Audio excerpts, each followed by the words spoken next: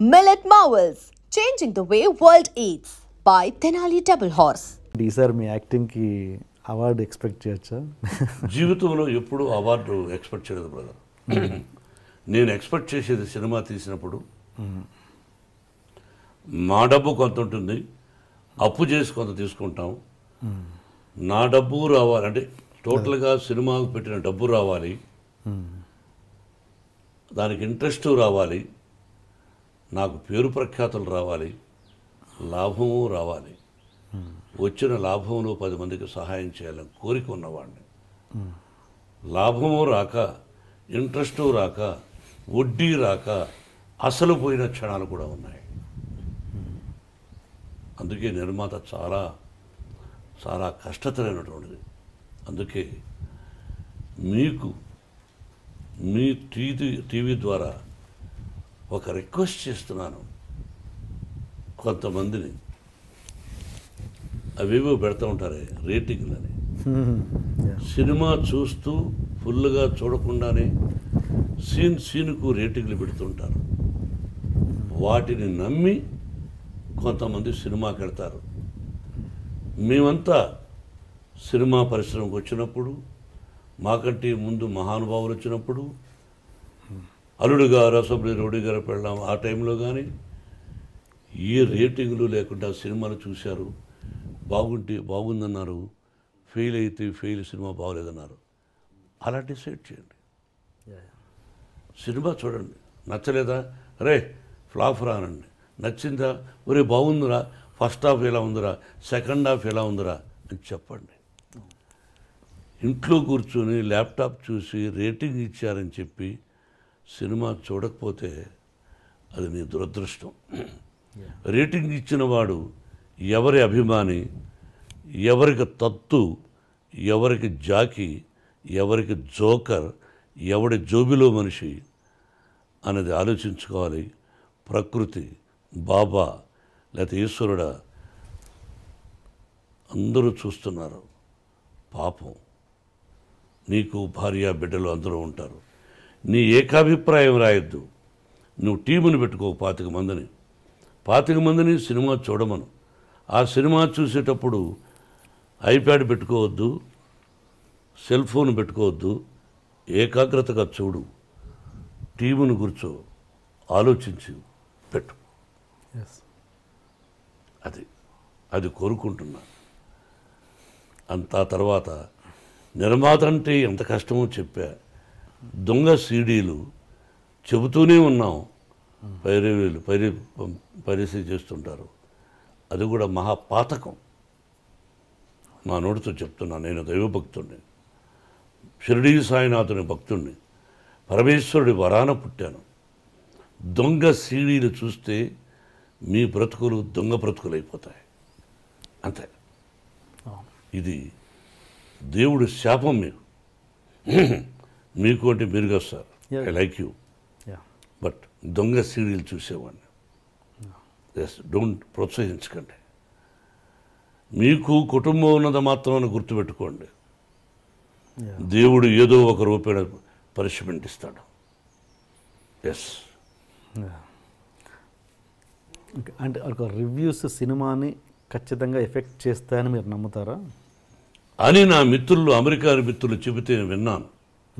అయినా బాగున్నప్పుడు ఎంతమంది చెప్పినా ఫస్ట్ షో చూసి వచ్చేసి సూపర్ ఫ్లాప్ రా అన్నా చూసేవాడు చూస్తారు. అలా చూశారు కూడా, అలా అభినందించారు కూడా.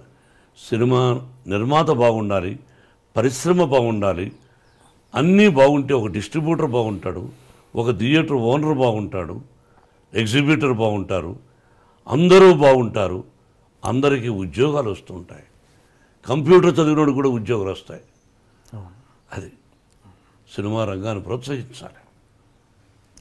ఇది నా కోరిక. ఓకే, ఫైనల్ మీరు అడిగింది ఈ సినిమాకి ఈసారి ఖచ్చితంగా అవార్డు మోహన్ బాబు గారికి వస్తుంది. ఎప్పుడు అవార్డును ఊహించలా, చెప్పానుగా ఏం కావాలన్నది. అండ్ ఇంకొకటి, ఇప్పుడు అవార్డ్స్ అనేవి డివైడ్ అయ్యాయి తెలంగాణ, ఆంధ్రాకి. అది ఎంతవరకు కరెక్ట్? 2 రాష్ట్రాలు విడిపోయినప్పుడు 2 రాష్ట్రాల ముఖ్యమంత్రులు అలా డివైడ్గా పెట్టుకోవడంలో తప్పు లేదు, తప్పే కాదు అది. తెలంగాణ రాష్ట్రానికి ఒక అవార్డు అని, వాళ్ళకు ఒక సింబల్ అని, ఆంధ్ర రాష్ట్రానికి ఒక సింబల్ అని అలా పెట్టుకొని చేసుకుంటే అది తప్పు కాదు. బట్ అందులో తెలంగాణ వాళ్ళే ఉండాలనా, ఇందులో ఆంధ్ర వాళ్ళే ఉండాలనా, లేదా మొత్తం కళకి డివైడ్ చేసి ఇస్తారని అర్థం? అది వాళ్ళ ఇష్టం, అది ముఖ్యమంత్రుల ఇష్టం. అది మిక్స్ చేసినప్పుడు రెండు ఎందుకన్నది అది ముఖ్యమంత్రులను అడగాలి అలా జరిగినప్పుడు. Okay sir. And Chandrababu Naidu గారి గురించి ఒక కొత్త విషయం తెలిసింది. మీరు ఒక ఫంక్షన్లో ఏదో చంద్రబాబు నాయుడు గారితో డాన్స్ చేయించారంటే అది ఇప్పటికీ వీడియో ఎక్కడా లీక్ లేదు, చేయించారా? అది ఎవరిదో నిశ్చయితాంబరం, అప్పుడు అందరూ డ్యాన్స్ చేస్తున్నారు, ఎవరితో గుర్తులే. అన్నయ్య గారి కుటుంబంలోనే చంద్రబాబు దూరం నిలబడి చంద్రబాబు రా అని చెప్పి పిలిచి మైక్లో వచ్చి డ్యాన్స్ చేయవా అని చెప్పి చేయించాను. అది మీ దగ్గర ఉందా వీడియో? నా దగ్గర లేదు.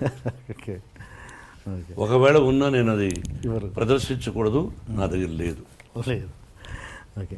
అండ్ ఇంకొకటి సార్, మీరు ఇంత గొప్ప వ్యక్తిత్వం ఉండి అక్కడక్కడ మీరు ఒక ఇంటర్వ్యూస్లలో కావచ్చు, పబ్లిక్లలో కొంచెం తక్కువ విధంగా ఇదవుతారు. ఏంటంటే ఒక ఎగ్జాంపుల్, సపోజ్ మొన్న ఏదో షో చూశాను, దాంట్లో కీరవాణి గారిని యమదొంగ ప్రమోషన్లో మీరు నా భోజనానికి పిలవలేదు అని చెప్పేసి చిన్న చిన్న విషయాలకు మీరు అలుగుతుంటారు. ఎందుకు భోజనానికి పిలవలేదు అని కీరవాణి గారిని, కోదండరామరెడ్డి గారిని ఒక షోలో మీరు తర్వాత సక్సెస్లో నన్ను పిలవలేదు, నన్ను సరస్సు ఉండాలండి.